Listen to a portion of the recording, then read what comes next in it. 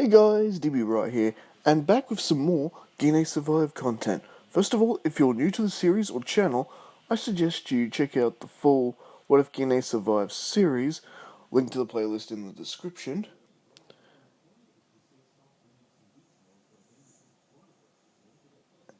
So, without further ado, our story begins with Piccolo training in a wasteland. This time I will finish you both for good. Before he could finish his monologue, Piccolo comes under attack by Ginger, Nikki, and Sancho, who are picking him apart. He can't defend himself. Because of the training, I assume. Piccolo barely got a glimpse of a fourth powerhouse overlooking the battle, before the trio supposedly blasted Piccolo away. Piccolo and Kami are now one in body and mind, because they're both dead.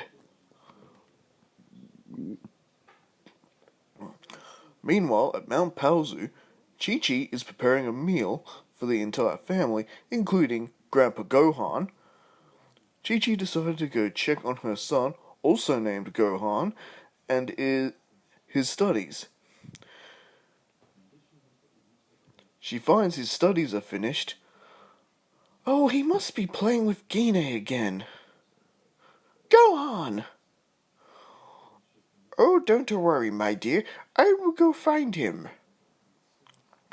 Grandpa Gohan volunteers as he is following their trail.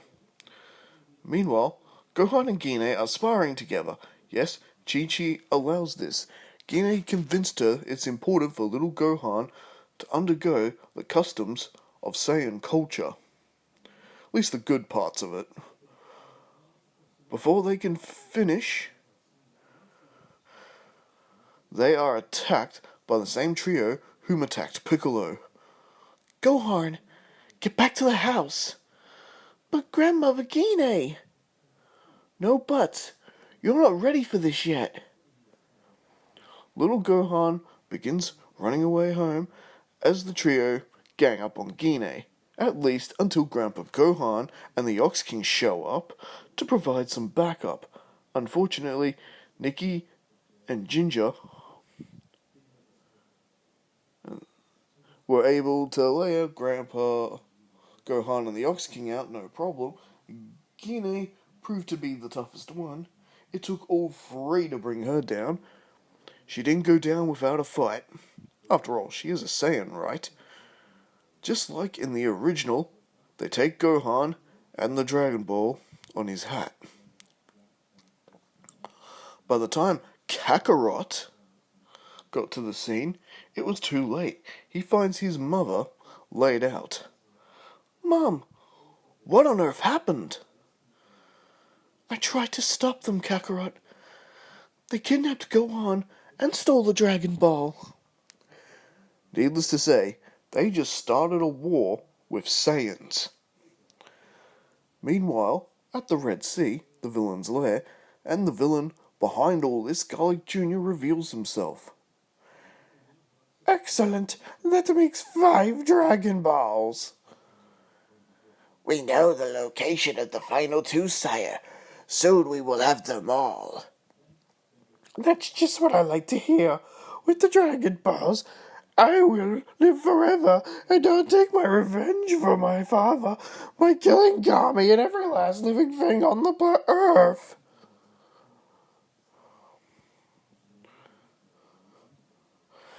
You give up if you know what's good for you. My grandmother's Gine, and my father is Kakarot. They are the strongest in the world, and when they get here, you'll be sorry.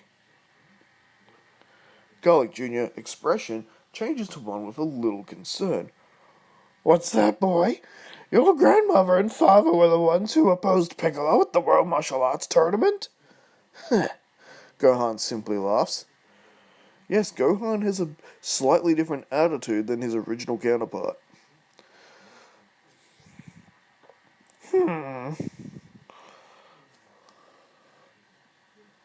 I sense a strange energy coming from the boy.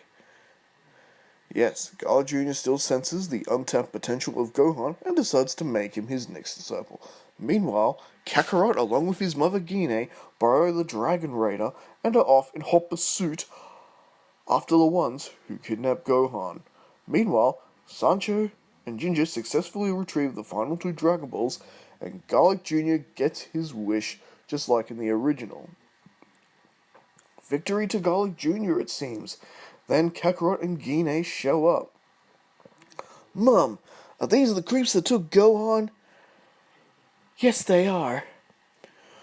And what do you say we show them what we Saiyans are capable of? I bet your father would have said the exact same thing. Then Kami arrives. Kakarot, Gine, what are you doing here? I'm afraid this is a family matter. Stay out of our way, Kami. Kakarot, Gine bolt for the entrance and are followed suit by Garlic Jr.'s minions while Kami and Garlic Jr. begin their fight on the outside. As for the battle inside the lair, Nikki, Sancho and Ginger are having trouble overpowering the mother and son Saiyan duo, as now they are forced to power up, become bigger and faster, which more or less makes the fight about even. However, Gine and Kakarot were not alone. They were followed by Krillin and Piccolo, both who managed to save Gine and Kakarot from taking potentially serious damage. Krillin is in charge of finding Gohan like in the original. Sancho tries to intercept when Piccolo attacks him, separating Sancho from his team of rogues. Piccolo is mopping the floor with him. One-on-one, you're nothing against my power. And Sancho is killed, in the same fashion he is in the original. Meanwhile, Gine and Kakarot take on Ginger and Nikki, easily defeating the duo. Gine powering up a final spirit cannon, yeah, the same technique Bardock uses, and essentially blowing them both away. Meanwhile, Kami has more or less lost his battle with Garlic Jr. and considers blowing himself up with the Tyrant, except, Dragon Balls, immortality, wasted effort. Luckily, Kakarot, Piccolo, and Gine gather together, and Garlic Jr. is forced to transform into his battle form and faces our trio of heroes. This time, Garlic Jr. is on his toes constantly, with the addition of Gine pounding away at him. Still, they feel they are not getting anywhere as Kakarot and Piccolo discard their weighted clothing as they, along with Gine, power up for a final assault as they come at Garlic Jr. with everything they got. Garlic Jr. can't keep up with the trio as the three of them combined a super ki blast, blasting Garlic Jr. away. Or did they? And Kakarot and Piccolo begin to turn on each other. However, Gine, who's still paying attention, can still clearly sense Garlic Jr.'s energy. She gets between Piccolo and her son. Stop it, both of you! He's still alive! Can't you two sense him? And Piccolo and Kakarot stop, and yes, they can still sense him as he bursts out of the rubble. I will never die! It's the Deadzone for you three! Garlic Jr. indeed creates a Deadzone, and it looks all doom and gloom for our heroes. However, this is where Gohan bursts out of the rubble himself, and he is powering up. Is that Gohan? What is this? Oh, sorry, wrong voice. Piccolo, sorry. What is this kid? How is this possible? How can he be standing? Leave my family alone! Gohan's rage boost power overwhelms Garlic Jr., sending him into the Deadzone, and just like that, the world is saved, as Gohan awakens, this time with memory of what he did. Dad? Grandma? How did I do that? They simply look shocked as we see one final shot of Piccolo as the film comes to a close. And this is where we leave What If Gine Survived Deadzone the movie. So what do you guys think? Did you enjoy this part of the story? As always, let me know what you think in the comments. Don't forget to like and subscribe. And again, I do recommend you watch the original full series, What If Gine Survived?